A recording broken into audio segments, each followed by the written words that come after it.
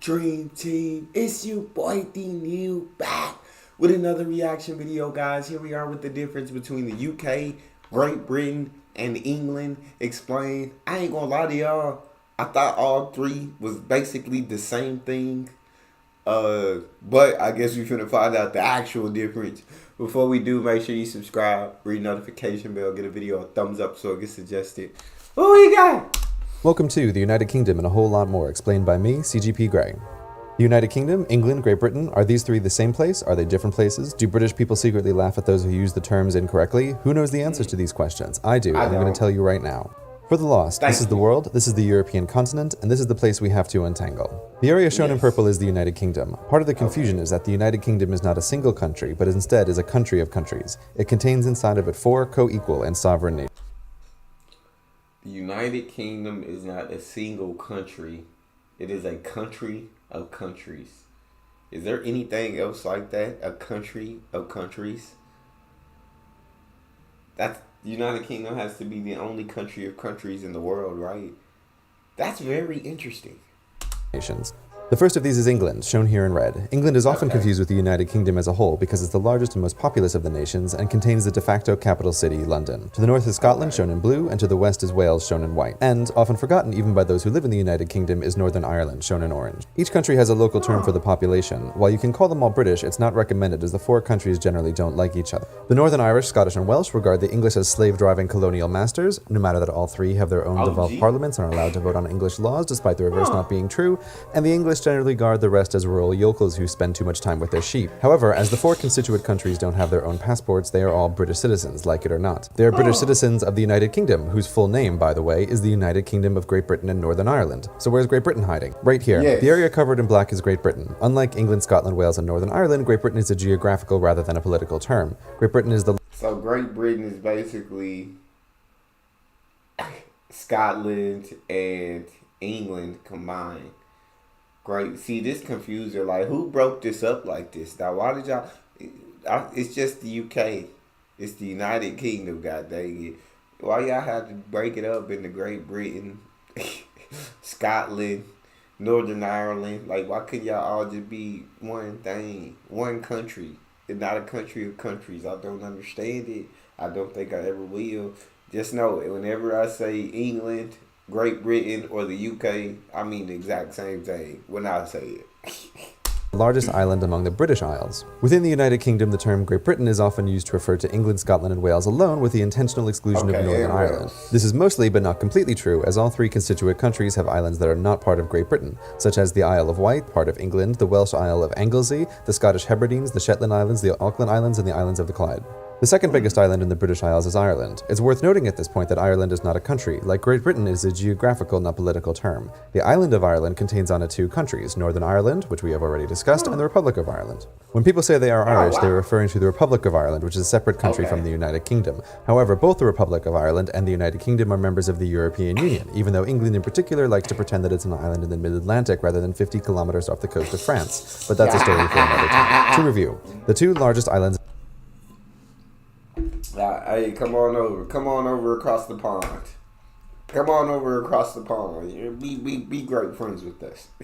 50 kilometers off the coast of France, but that's a story for another time. To review, the 2 largest islands in the British Isles are Ireland and Great Britain. Ireland has on it 2 countries, the Republic of Ireland and Northern Ireland, while Great Britain mostly contains 3, England, Scotland, and Wales. These last 3, when combined with Northern Ireland, form the United Kingdom. There are still many unanswered questions, such as why when you travel to Canada is there British royalty on the money? To answer this, we need to talk about empire. You can't have gone to school... I feel like I've heard this before, but it's been so long I forgot that... Yeah, so... Canada goes by euros. That's very... Is it euros or they just got the queen face on their money, or... Because they're not in Europe. So they just got the queen face on their money. What Canadian money called? What's...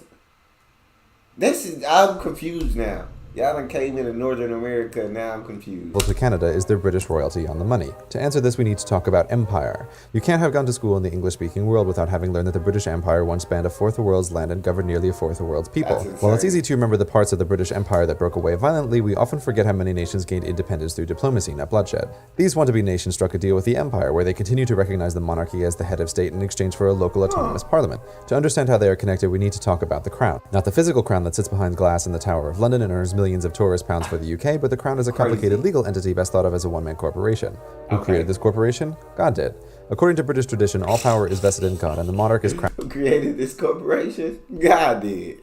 In a Christian ceremony. God, however, not wanting to be bothered with micromanagement, conveniently delegates his power to an entity called the Crown. While this used to be the physical crown in the Tower of London, it evolved over time into a legal corporation sole, able to be controlled only by the ruling monarch. It's a useful reminder that the United Kingdom is still technically a theocracy, with the reigning monarch acting as both the head of state and the supreme governor of the official state religion, Anglicanism. Such are the oddities that arise when dealing with a 1,000-year-old monarchy.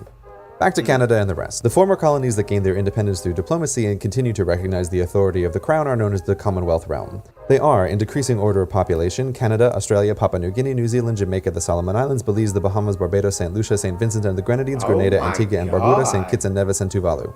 All are independent nations, but still recognize the monarchy as the head of state, even though it has little real power within their borders. There are three further entities that belong to the Crown, and these are the Crown Dependencies: the Isle of Man, Jersey, and Guernsey. Unlike the Commonwealth realm, they are not considered independent nations, but are granted local autonomy by the Crown and British citizenship by the United Kingdom, though the UK does reserve the right to overrule the laws of their local assemblies. Are we done now?